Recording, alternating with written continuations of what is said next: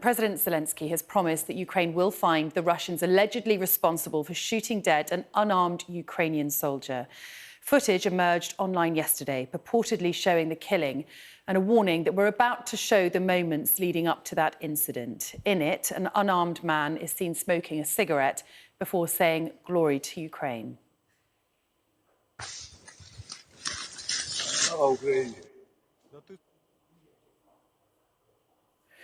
The man is then shot repeatedly. Sky News has been unable to independently verify the location and date of the footage, but Ukraine says the man killed is thought to be a Ukrainian serviceman called Timothy Shadura, who went missing in the area around the heavily contested city of Bakhmut in early February. A video appeared today showing how the occupiers brutally killed a soldier who bravely said to their face, "Glory to Ukraine." I want all of us together in unity to respond to his words. Glory to the hero, glory to heroes, glory to Ukraine, and we will find the killers. Well, our chief correspondent, Stuart Ramsey, has more now from Kyiv.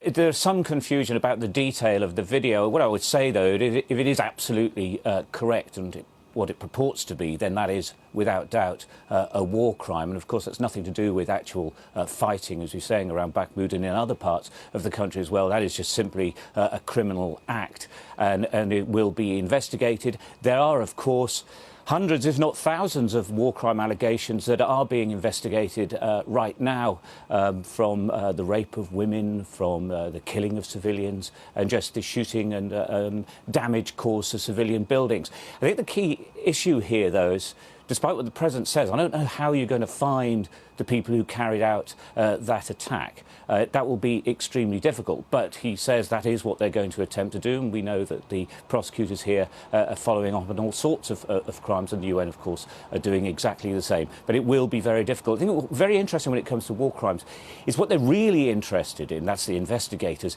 is towards the line of command. Were there actual orders to do this, and how high up do those orders go? Did they go all the way up to the Kremlin, for example, for some of the behaviour that we've seen in the country, in what is turning into a really, really nasty war, as we know?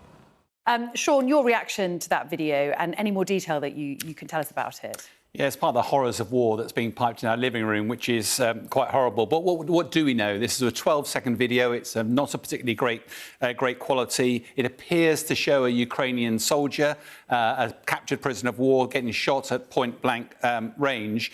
But this is an information war, and the harsh reality is we don't know the background to that video, so it's very difficult to provide informed comment on that specific incident. However, the law of armed conflict and the Geneva Convention are both rules signed up to by Russia that specifically provide legal guidance around the handling of prisoners of war to provide them protection. Now, Russia uses Wagner Group mercenaries, which are not professional soldiers, do not have any professional training on the law of armed conflict, and Putin pays for these Wagner Group. It also equips the Wagner Group through Yevgeny Prigozhin, the boss of the Wagner Group there. So Putin is actually personally accountable for any war crimes that are committed by that group. And the challenge here is that whilst this one video has emerged and has actually been released, so we've seen it, the worry is how many of these incidents are happening routinely that we're just not hearing about. It could be the tip of the iceberg. And of course, as we know, the Wagner Group has been recruiting convicts, and we have very little access to the front line. It's really hard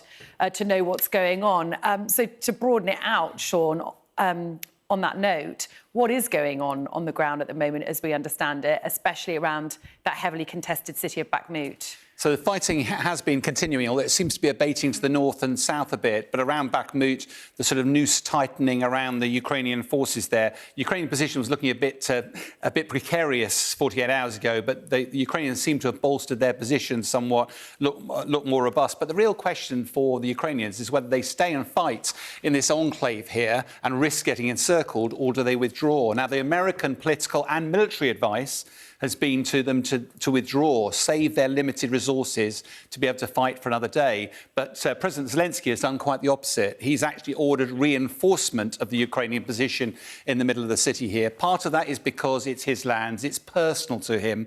But also, if you give up the town of Bakhmut, it's going to be really, really difficult for them to take it back again.